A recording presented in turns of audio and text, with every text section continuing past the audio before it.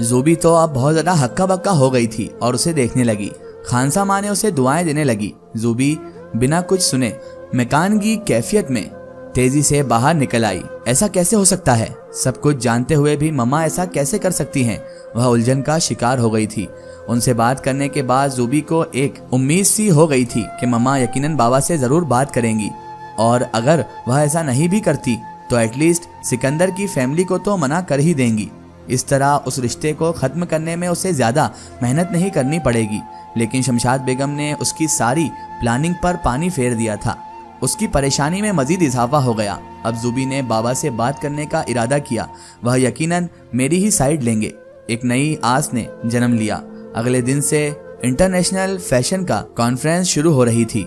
Brand ambassador के तौर पर उसे अपनी कंपनी को न सिर्फ रिप्रेजेंट करना था बल्कि best brand of the year का अवार्ड भी जीतना था, और उसके लिए उसे दुनिया के मुख्तलिफ शहरों में एग्जीबिशंस अटेंड करनी थी। वह दिन रात मेहनत करने लगी। उसने कभी अपने इमोशंस को अपने कैरियर पर हावी नहीं होने दिया था, और यही उसकी कामयाब कैरियर का राज था जिस पर सभी लोग रश्क करते थे। ज़ूबी सब कुछ भुलाकर एक दफ़ा फिर एक्साइटेड हो गई थी। एग्जीबिशन के 2 दिन दुबई में, जबकि तीसरा इवेंट ऑस्ट्रेलिया के शहर सिडनी में होना करार पाया था। एग्जीबिशन के इख्तिताम पर कॉन्फ्रेंस भी रखी गई थी जो कि उसके शहर में ही होना करार पाई थी। वह पूरा हफ्ता बेहद मसरूफ रही। इस दौरान मम्मा बाबा किसी से भी उसकी मुलाकात नहीं हो सकी। ना ही मम्मा ने मजीद उसको इस टॉपिक पर कोई राय ली, कोई बात की।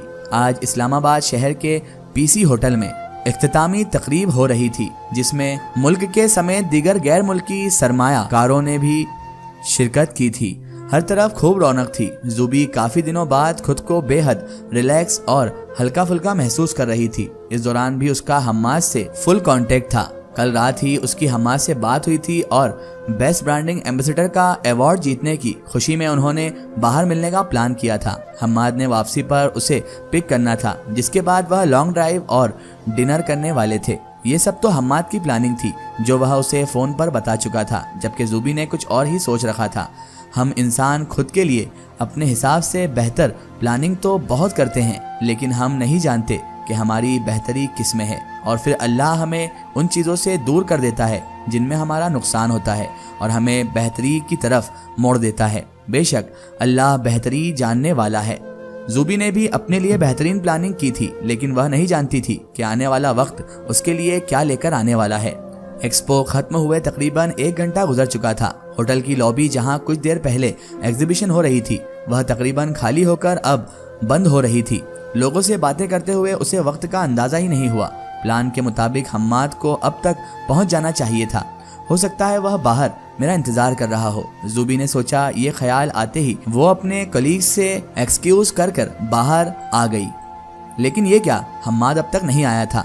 उसे वापस जाना खुलने लगा, सो वो होटल से मुंसलिक वसी लॉन में लगी एक बेंच पर बैठकर इंतजार करने लगी। कुछ ही देर पहले एक्सपो के दौरान सिकंदर की कॉल आई थी।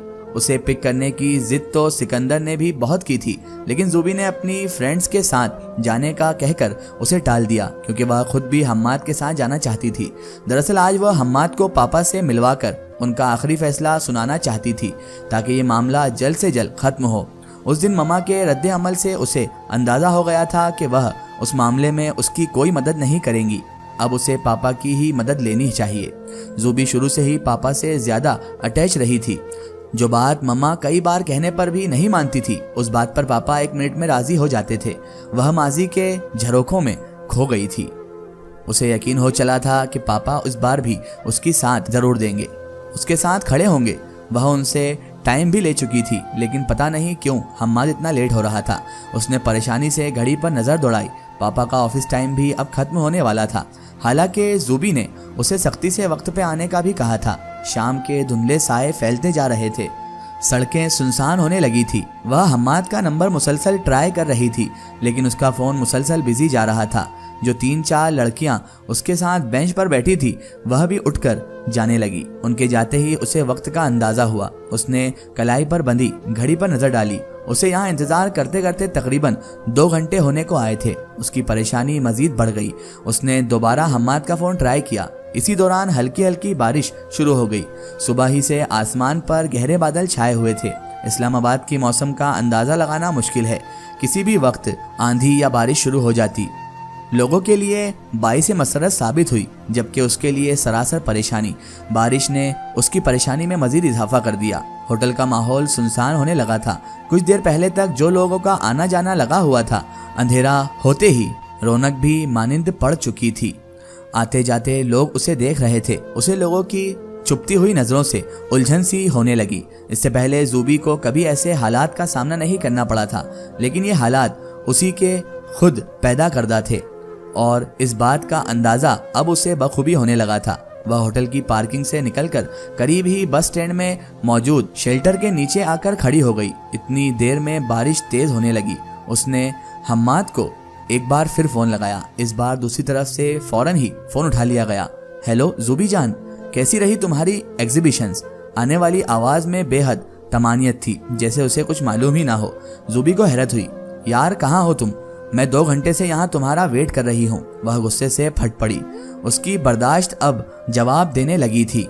हमारे मुआशरे की एक खामी ये भी है कि जहाँ कोई लड़की अकेली खड़ी हो, वहाँ आते जाते लोग अपनी मौजूदगी का एहसास दिलाना ज़रूरी समझते हैं। अफसोस के हमारे सोसाइटी में अब ऐसी ओछी हरकतें मामूली बनने लगी हैं। सड़क पर गुजरते हुए लोग उसे खड़े देखकर हुटिंग करते हुए जा रहे थे। आज तक जूबी ने कभी किसी को इतनी छूट नहीं दी थी। अगर ड्राइवर को उसे पिक करने में 5 मिनट भी लेट हो जाता था तो वह घर पहुंचते ही हंगामा बर्पा कर देती थी। जूबी ने कभी ऐसी सूरत हाल का सामना नहीं किया था, बल्कि ऐसी नौबत कभी आई ही नहीं थी। ड्राइवर ना आता तो सिकंदर हमा वक्त उसके नखरे उठाने के लिए तैयार होता था।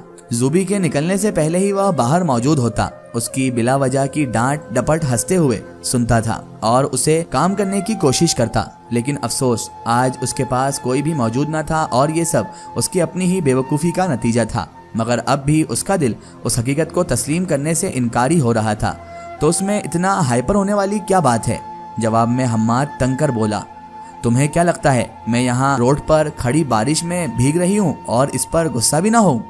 तुम आ रहे हो या नहीं? हम्माद ने बेपरवाह लहजे में उसे मजीद तेज दिलाया। यार तुम रुको, मैं आधे घंटे में पहुंचता हूं, वह बोला। व्हाट? आधा घंटा? जूबी बुरी तरह चौंकी। तुम्हारा दिमाग तो खराब नहीं हो गया हम्माद?